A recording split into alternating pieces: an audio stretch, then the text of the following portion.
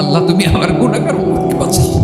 বিশ্বনবী পাগলের মতো একবার হাউজে কাউসারে যাবেন, একবার সিরাতে যাবেন, একবার পুলসিরাতের দিকে, একবার হাউজে কাউসারের দিকে পাগলের মতো দৌড়াতে থাকবেন। তার কোনো গুনাহগার উম্মত যাতে জাহান্নামে ঢুকে না যায়, সেদিন কেউ সুপারিশ করতে পারবে না। কিয়ামতের ময়দানে ওই বিভীষিকাময় সময়ে মুসিবতের কালে মানুষগুলো পাগল হয়ে বিশ্বনবীকে খুঁজতে আরম্ভ করবে। সবাই মিলে বিশ্বনবীর কাছে যে আমাদের কি অবস্থা, কি কঠিন বিপদে আমরা আছি, দাঁড়াতে পারি না, সূর্যের আলোতে ঘেমে হয়রান, আজকে কেউ সুপারিশ করতে পারবে না। সব নবীরা অপারগতা স্বীকার করেছে, তারা বলেছে আপনি ছাড়া কেউ নাকি আল্লাহর সামনে দাঁড়াতে পারবেন না, আপনি একটু সুপারিশ করেন। বিশ্বনবী বলবেন আসো আসো, আজকের দিনে আমি ছাড়া আল্লাহর সামনে কেউ দাঁড়াতে পারবে না। বিশ্বনবী মাকামে মাহমুদে যে আল্লাহু আকবার বলে সিজদায় লুটিয়ে পড়বেন, আল্লাহ রাব্বুল আলামিন বিশ্বনবীকে এমন কিছু চমৎকার শব্দ শিখাবেন, ওই শব্দগুলো দিয়ে আল্লাহর প্রশংসা করে বিশ্বনবী কাঁদতে আরম্ভ করবেন। দরিয়ায় জোশ লেগে যাবে। রব্বুল আলামিন এই দৃশ্য থেকে সহ্য করতে পারবেন না। রব্বুল আলামিন বলবেন ইয়া মুহাম্মদ ইরফা রাসাক, ও নবী আপনি মাথা তোলেন, মাথা তোলেন, আপনার কান্না আমি সহ্য করতে পারি না। নবী আপনি মাথা তোলেন, সাল তুতা, আজকে আপনি যা চাবেন তাই দেব। নবী আপনি সিজদা থেকে মাথা তুলেন, সাল তুতা, যা চাবেন তাই দেব। ওয়াশফা তুশাফা, যার জন্য সুপারিশ করবেন তার সুপারিশ কবুল করে নেব। যে বিভীষিকাময় সময়ে প্রত্যেক নবী বলেছেন আমি পারবো না, প্রত্যেক নবী বলেছেন নাফসি নাফসি, আমার কি হবে আমি জানি না, আল্লাহ আমারে বাঁচাও। প্রতিটি নবী বলবেন নাফসি নাফসি, আল্লাহ তুমি আমারে বাঁচাও, আমারে বাঁচাও। বিশ্বনবী মাথা তুলবেন, তুলে বলবেন রব্বি হাবলি উম্মতি, আল্লাহ তুমি আমার গুনাহগার উম্মতকে বাঁচাও। সব নবীকে একটা করে দাওয়া মুস্তাজাবা দিয়েছেন, মানে যে দোয়া করলে কবুল হয়ে যায় সাথে সাথেই। দাও বিহা, দুনিয়ার সব নবীরা ওই দোয়াটা দুনিয়ায়, সব নবীকে আল্লাহ একটা করে দোয়া দিয়েছে। নবী দোয়া করলেই কবুল, সব নবীরা ওই দোয়া করে ফেলেছে দুনিয়াতে। বিশ্বনবী বলেন আমি করি নাই। ওয়া ইন্নী আখতাবিউ দাওয়াতি শাফাআতান লি উম্মতি ইয়াউমাল কিয়ামাহ, আমার ওই স্পেশাল দোয়াটা আমি দুনিয়ার বুকে কঠিন বিপদে পড়েও কোনোদিন করি নাই। আমি আমার স্পেশাল দোয়াটা কিয়ামতের দিন আমার গুনাহগার উম্মতকে সুপারিশের জন্য রেখে দিই। আল্লাহ বলবেন নবী ইরফা রাসাক, মাথা তোলেন, আর কাটবেন না।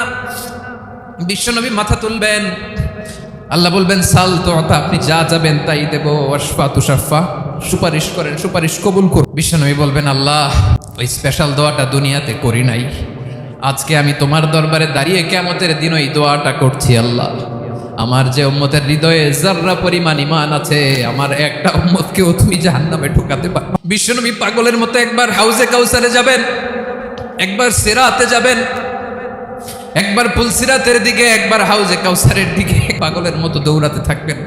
তার কোনো গুনাহগার উম্মত যাতে জাহান্নামে ঢুকে না যায়। এজন্য 5 নম্বর আল্লাহ বললেন মান যাল্লাযী ইয়াশফাউ ইনদাহু ইল্লা বিইযনিহি, কার সাহস আছে, কার এত বড় বুকের পাটা কিয়ামতের কঠিন দিন আল্লাহর সামনে দাঁড়িয়ে সুপারিশ করবে? কারো ক্ষমতা নাই। বিশ্বনবী সেদিন সিজদায় পড়ে উম্মতের জন্য কাঁদবেন, সবাই কাঁদবে নাফসি নাফসি, আল্লাহ আমারে বাঁচাও, আল্লাহ আমারে বাঁচাও। বিশ্বনবী বলবেন উম্মতি উম্মতি, আমাদের জন্য সেদিন কেঁদে কেঁদে জাহান্নামের দরজায় দাঁড়িয়ে আমাদেরকে টেনে টেনে জান্নাতে ঢুকাবে। এজন্য এই বিশ্বনবীর ভালোবাসা যেন আমাদের হৃদয়ে ভরপুর থাকে। আমার ভাইয়েরা, প্রতি শুক্রবার বিশ্বনবীর উপরে বেশি বেশি যেন আমরা দুরূদ পড়ি। আমরা যখন বিশ্বনবীর সালাম দেই, দুরূদ, একদল স্পেশাল ফেরেশতা আছে যারা বিশ্বনবীর দুরূদটা নিয়ে সরাসরি বিশ্বনবীর রওজায় যায়, যে বলে অমুকের বেটা অমুক আপনারে সালাম দিয়েছে। বিশ্বনবী নিজ কবরের থেকে নিজেই সালামের উত্তর দেয়। বিশ্বনবী ছাড়া কেউ সুপারিশ করতে পারবে না। 5 নম্বর আল্লাহ বললেন মান যাল্লাযী ইয়াশফাউ ইনদাহু ইল্লা বিইযনি, কে আছে সুপারিশ করবে আল্লাহর সামনে? আর আপনি আপনার বাবার দরবারে যে এসে ইব্রাহিম আলাইহিস সালাম থারথার করে কাঁপবে আর বলবে নাফসি নাফসি, আল্লাহ আমারে বাঁচাও। মুসা আলাইহিস সালাম থারথার করে কাঁপবে, আল্লাহ নাফসি নাফসি, আমারে বাঁচাও। আর আপনি পীরের দরবারে যে সেজদা দেন, কোথায় আছেন আপনি? খবরদার, কেউ বাঁচাতে পারবে না। যাকে ইল্লা, আল্লাহ যাকে অনুমতি দেন বিশ্বনবীকে দিবেন, নবীদেরকে দিবেন, এরপরে আল্লাহ তার স্পেশাল ওয়ালিদেরকে, মুত্তাকিনদেরকে, শহীদদেরকে, সিলেক্টেড বান্দাদেরকে দিবেন। কিন্তু কাকে দিবেন, কার জন্য দিবেন, দুনিয়ার কেউ জানে না একজন ছাড়া, তিনি কে? আল্লাহর ওয়ালিদেরকে, নেককার লোকদেরকে আল্লাহ সুপারিশের অনুমতি দিবেন। কিন্তু আপনি যারে মানেন, যার পায়ে সেজদায় লুটিয়ে পড়ে থাকেন, তারে যে আল্লাহ দিবেন, এটার কোনো গ্যারান্টি আছে? কথা বলেন। এজন্য জপতে হবে একজনের নাম, আওয়াজ করে বলুন তিনি কে? আয়াতুল কুরসির 5 নাম্বার কথা হচ্ছে সেদিন কেউ কারো উপকারে আসবে না, সুপারিশ করার সুযোগ পাবে না, আল্লাহ যাকে অনুমতি দেয় তিনি ছাড়া। আল্লাহ যদি কাউকে দয়া করে অনুমতি দেয় তাহলে করতে পারবে। তাহলে পারবে। সেই কিয়ামতের দিনটা বড্ড ভয়ঙ্কর, কেউ সুপারিশ করার সাহস পাবে না। আরে আমার অবস্থা কি আমি জানি না, আমি আবার কারোর জন্য সুপারিশ, কথা বুঝেন নাই? আমার কি হবে আমি জানি, তা আমি আরেকজনের নিয়ে টেনশন করার সুযোগ কোথায়? ইয়া নাফসি, আল্লাহ আমারে বাঁচাও, আমারে বাঁচাও, আমারে বাঁচাও। কাঁদতে কাঁদতে মানুষ হয়রান হয়ে যাবে, এ নাকি আবার আরেকজনের বাঁচাবে। বিশ্বনবী বলেন, বিশ্বনবী একবার ছাগলের রান খাচ্ছিলেন, রান খেতে খেতে বিশ্বনবী বলেন, আনা সাইয়্যিদুন নাসি ইয়াউমাল কিয়ামা, আমি কিয়ামতের দিন সর্বশ্রেষ্ঠ হব, মানুষের মধ্যে সর্বশ্রেষ্ঠ সেরা আমি বিশ্বনবী। আলহামদুলিল্লাহ পড়েন। বিশ্বনবী বলেন সেদিনটা বড্ড ভয়ঙ্কর, সেদিন কেউ কারো কোনো উপকারে আসবে না, বন্ধু বন্ধুর কাজে আসবে না, স্ত্রী স্বামীর উপকারে আসবে না, স্বামী স্ত্রীর উপকারে আসবে না, পীর সাহেব মুরিদরে বাঁচাতে পারবে না, মুরিদ পীর সাহেবরে বাঁচাতে পারবে না, নেতা কর্মীর পরিচয় দিবে না, কর্মী নেতার পরিচয় দিবে না, ভাই বোনকে চিনবে না, বোন ভাইকে চিনবে না, বাবা তার সন্তানকে চিনবে না, মেয়েকে দেখে মা দৌড়ে দৌড়ে পালাবে। বড্ড ভয়ঙ্কর দিন। বিশ্বনবী বলবেন জমিনটা এখনকার মতো থাকবে না, পুরো জমিনটা সমান হয়ে যাবে, ফ্ল্যাট, এখন তো গোল, তখন ফ্ল্যাট, সবাই এক জমিনের উপরে দাঁড়াবে, সূর্যটা মাথার কাছে চলে আসবে, সূর্যের গরমে মানুষের মাথার মগজ গলে গলে কানের ছিদ্র নাকের ছিদ্র দিয়ে বেয়ে বেয়ে পড়বে। সবাই হয়রান পেরেশান ক্লান্ত শ্রান্ত। মানুষগুলো বলবে বাঁচার কোনো উপায় নাই। 50,000 বছর মানুষ এরকম দৌড়াবে, চিৎকার করবে, কাঁদবে, বাঁচার কোনো উপায় নাই। সবাই বলবে আল্লাহ যদি বিচারটা শুরু করতো, যা হবার হবে, আগে বিচার শুরু করুন। বিচারই শুরু হয় না, বিচার শুরু হইতেই 50,000 বছর। কাঁদতে কাঁদতে বলবে চলো আমরা আদম আলাইহিস সালামের কাছে যাই, যেন আল্লাহর যে সুপারিশ করে, আল্লাহ আপনি বিচার শুরু করেন।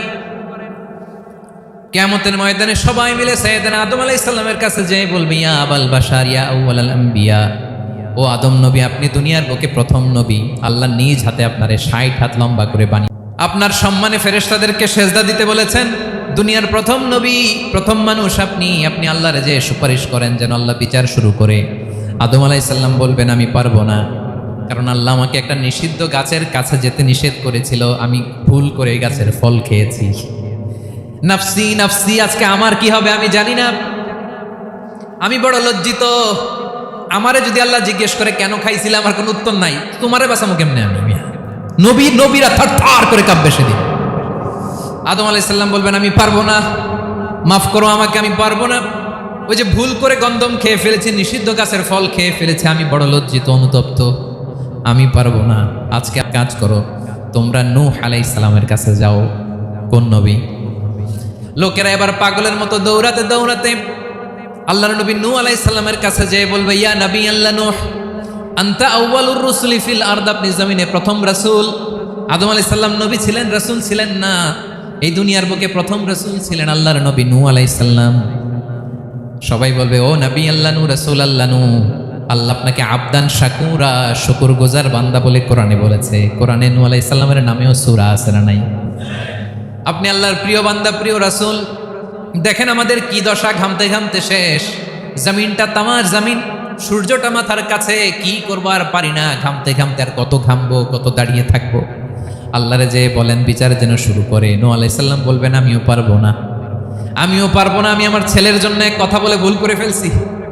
যখন মহাপ্লাবন হবে আমি বললাম আল্লাহ আমার কলিজার টুকরা সন্তান রে বাঁচান।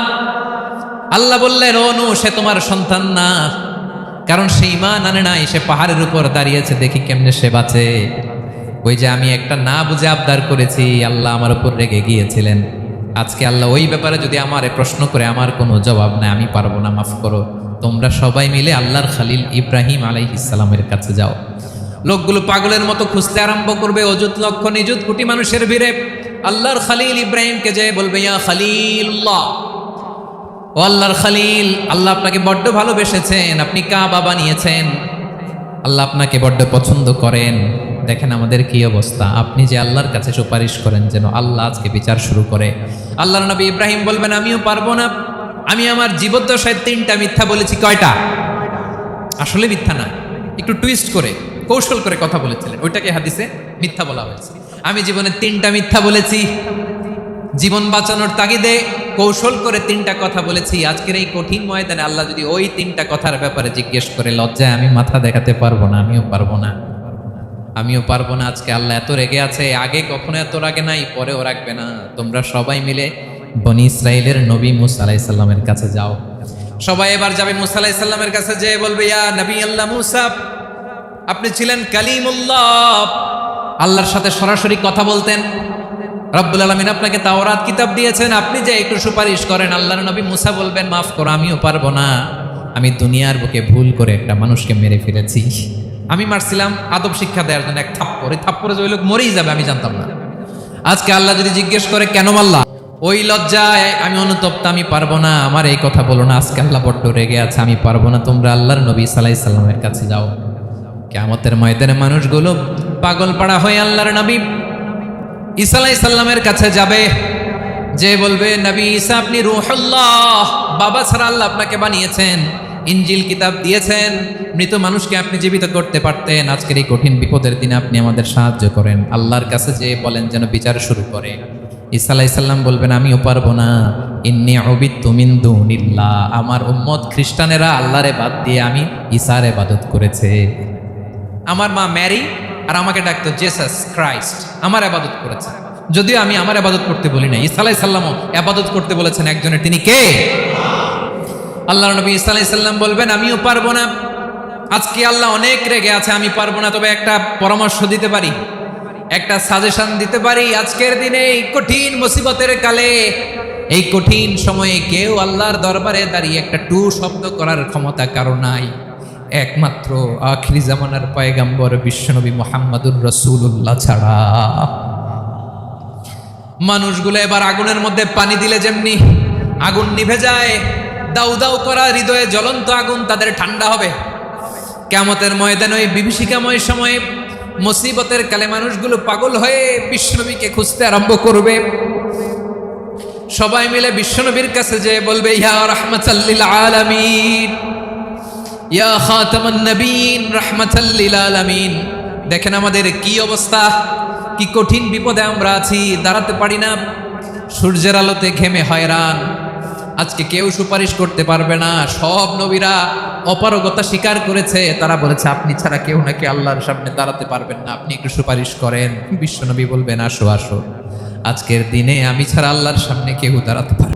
বিশ্বনবী বলবেন, আল্লাহ ওই স্পেশাল দোয়াটা দুনিয়াতে করি নাই, আজকে আমি তোমার দরবারে দাঁড়িয়ে কিয়ামতের দিন ওই দোয়াটা করছি। আল্লাহ, আমার যে উম্মতের হৃদয়ে যাররা পরিমাণ ঈমান আছে, আমার একটা উম্মতকেও তুমি জাহান্নামে ঢুকাতে পারবে।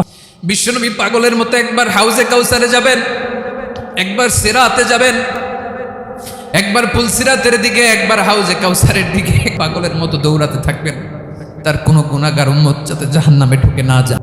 সেদিন কেউ সুপারিশ করতে পারবে না, কারো ক্ষমতা নাই।